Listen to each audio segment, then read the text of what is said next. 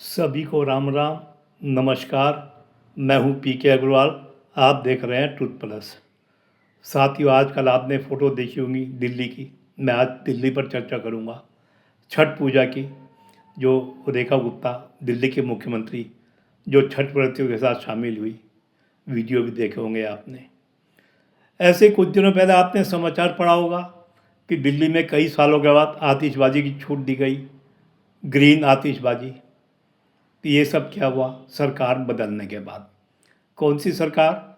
जब आपने सेकुलर सरकार बदली, तब एक राष्ट्रवादी सरकार आई, हिंदुत्ववादी सरकार आई, जो अपने को सनातनी कहते हुए गर्व से सनातनी कहती है, जो अपने को गर्व से हिंदू मानते हैं, जिन्हें हिंदू धर्म में, हिंदू पर्वों में शामिल होने में गर्व की अनुभूति होती है।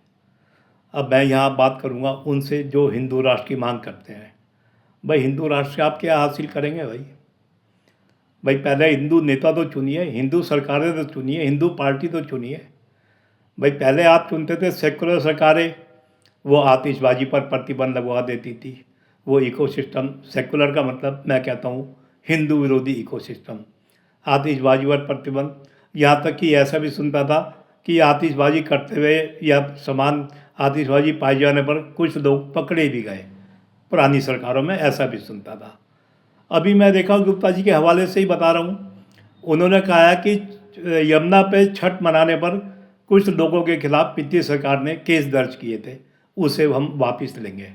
यानी यमुना पे छठ मनाने की भी अनुमति उन सरकारों ने नहीं दी थी। अब ये कल्पना करिए, आप कैसी सरकारें चुनते हैं, कैसी सरकारें चुनी है, और अब वर्तमान में कैसी सरकारें चुनी है। अब यहाँ थोड़ा सा बात विपक्ष की भी करेंगे। विपक्ष का आरोप है कि ये जो छठ मना रहे हैं, खासकर दिल्ली के मुख्यमंत्री, इनकी परंपरा में तो छठ है ही नहीं। इन्होंने तो कभी छठ मनाया ही नहीं। अब यहाँ मेरा सवाल है, जो सरकारें सनातन का सम्मान करती हैं, हिंदू धर्म का सम्मान करती है, उन्हें कोई परंपरा इसलिए नहीं मनानी चाहिए कि उनकी नहीं है वो परंपरा।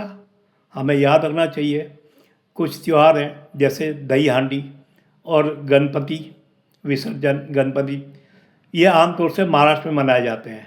लेकिन समय बदल गया, इनका दायरा बढ़ता जा रहा है। अब गणपति बैठाने का काम तो लगभग पूरे देश में होने लगा है, हमारे यहाँ भी होने लगा है। तो क्या इसलिए छोड़ दिया जाए कि हमारी परंपरा नहीं है, महाराष्ट्र की परंपरा है? अब बात करते हैं बिहार चुनाव की भी इसके साथ। कुछ लोगों का कहना है कि क्योंकि इसमें बिहार का चुनाव है, इसलिए छठ का दिखावा किया जा रहा है। भाई, तो क्या बिहार चुनाव है इसलिए छठ ना मनाने जाए? भाई बिहार चुनाव है, आप भी छठ मना सकते हैं, विपक्ष भी छठ मना सकता है। आपको छठ मनाने से किसने रोका है? कि आप केवल कोई त्यौहार इसलिए ना मनाया जाए कि वो चुनाव है? भाई आप बताइए। आप रात दिन, मैं विपक्ष की बात करूँगा, आपके अपने धर्म क्या है मैं नहीं जानता। आप अपने को ज़्यादातर हिंदू मानते हैं, कहते हैं, लेकिन हिंदू देवताओं को गाली भी आप देते हैं, हिंदू धर्मशास्त्रों का अपमान भी करते हैं, हिंदुत्व को पाखंड भी कहते हैं, परंपराओं का भी वो विरोध करते हैं। तो भाई आप चुनाव में मंदिर क्यों जाया करते थे? आप तो एक से ज़्यादा धर्मों की परंपराओं को मानते थे ना। आप क्यों मानते थे एक से ज़्यादा धर्मों की परंपराओं को? आप भी तो वोट के लिए ही मानते होंगे। अब आपने कुछ दिखावे कम किए है कि आपको लग गया है कि अब सोशल मीडिया आने के बाद, पारदर्शिता आने के बाद हमारा भेद खुल रहा है, इसलिए अब आप दिखावा कम कर रहे हैं। वह अभी तक तो आपने किए ही है ना। अब मैं हिंदुओं से एक बात और कहूँगा। भाई जैसे हिंदू धर्म में, सनातन में बड़े बड़े आयोजन हैं, बड़े बड़े आयोजन, जैसे अभी हाल में इलाहाबाद में कुंभ हुआ, योगी आदित्यनाथ जी के सरकार में कितना बड़ा आयोजन था, वो आपने देखा होगा। तो रील भी आई हैं, वीडियो भी आए हैं, टीवी पे भी खबरें आई हैं। और ऐसा कहा जाता है 66 करोड़ श्रद्धालु वहाँ पर आए। ऐसे ही छठ है, छठ तो पूरे बिहार में ही मनाई जाती है, लगभग बिहार झारखंड। ये दोनों त्यौहार नदी किनारे के हैं आमतौर से। क्या किसी सेकुलर सरकार का आप उदाहरण दे सकते हैं जो इन दो त्योहारों में उन्होंने नदी पर कोई खास व्यवस्था की हो? भाई ऐसा ना, सनातन धर्म तो अपने आप में एक अर्थशास्त्र भी है, संस्कृति भी है। तो क्या कोई ऐसे उदाहरण आपके सामने है? क्या कोई गर्व से कह सकता है, कोई सेकुलर नेता, कि हमने कुंभ में या छठ पर अपने समय में ये व्यवस्था की थी? कुछ अस्थायी निर्माण भी होते हैं, कुछ सुविधाएं भी दी जाती हैं। क्या कोई कह सकता है? बड़ा मुश्किल है कहना। अब जहाँ तक एक पुरानी सरकार दिल्ली की आम आदमी पार्टी के नेता, वो लगातार इसका उपवास उड़ा रहे हैं। अब खैर उनके पास सत्ता नहीं है तो विरोध करेंगे ही। भाई उपवास तो आप उड़ा लें, आप ये तो बता दें कि आपने छठ में क्या सुविधाएं दी थी। आपने तो केस किए थे। मैंने तो एक बोर्ड सोशल मीडिया पे देखा जहाँ लगा हुआ था कि यहाँ छठ मनाने पर कानूनी कार्रवाई की जाएगी। आपने क्या किया था? आपके पास कुछ नहीं है। आप कहते हैं कि आतिशबाजी की अनुमति कोर्ट ने दी है, चलो मान लिया। अब कोर्ट में पैरवी तो सरकार ने की है ना, आपने क्यों पैरवी नहीं की? आपको भी तो अवसर मिला था ना, आप नहीं गए, क्यों नहीं गए? तो यही मेरा आपसे आग्रह है, विशेषकर हिंदुओं से।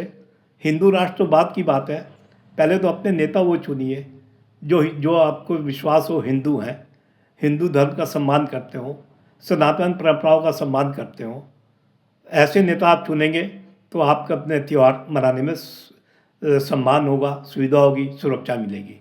भाई हमारी प्राथमिकता क्या है? अपने धर्म की पालन की छूट ही तो मिले ना। हमें वो सिस्टम थोड़ी चाहिए जो होली पे गए पानी ना बर्बाद करो, 2 घंटे की होली में जिसे पानी बचाना है, या जो शिव जी के दूध चढ़ाने पर आपत्ति करे। शिव जी का दूध किसी के पैसे से नहीं लिया जाता, वो अपनी श्रद्धा से चढ़ाया जाता है। यानी यहाँ भी वो हमारी श्रद्धा पर हमला करते हैं। और दिवाली पर तो वो आतिशबाजी, धुआं। अब मैं दिल्ली का AQI का आंकड़ा बताता हूँ, रेखा गुप्ता जी ने बताया। दिवाली से यानी आतिशबाजी से पहले ऑर्गेनाइज का आंकड़ा AQI में 11 पॉइंट की वृद्धि हुई थी, जबकि उन्होंने बताया पिछले सालों में जब दीपावली नहीं मनाई गई थी, आतिशबाजी की अनुमति नहीं थी, तब इससे ज़्यादा वृद्धि हुई थी। यानी पर्यावरण का ठिकरा भी हिंदू त्योहारों पर डालना है। तो आप ऐसे सिस्टम को सरकारों में क्यों लाते हैं जिनके निशाने पर पर्यावरण के नाम पर, वेस्टेज के नाम पर केवल हिंदू धर्म होता है, हिंदू परंपराएं होती है, हिंदू धर्म, हिंदू त्यौहार होते हैं? ये तो आपने तय करना है ना। तो हिंदू राष्ट्र तो छोड़िए, हिंदू राष्ट्र तो मिलेगा नहीं मिलेगा कोई बात नहीं। आप ऐसे नेता चुनिए जो आपको आपके त्यौहार, आपकी परंपराएं, आपकी आस्था बनाने में सुविधा दें, सम्मान दें, सुरक्षा दें।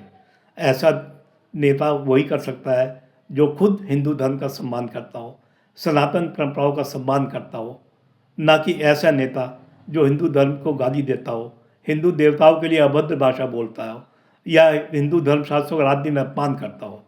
तो ये तो आपने तय करना है। तो हिंदू राष्ट्र से ज़्यादा हिंदू नेता चुनिए, जैसा इस समय चल रहा है। मुझे ये अच्छा लग रहा है। तो आशा है वीडियो आपको पसंद आया होगा। वीडियो पसंद आए तो वीडियो को लाइक करें, शेयर करें, चैनल को सब्सक्राइब करें। फिर मिलते हैं अगले वीडियो में। धन्यवाद।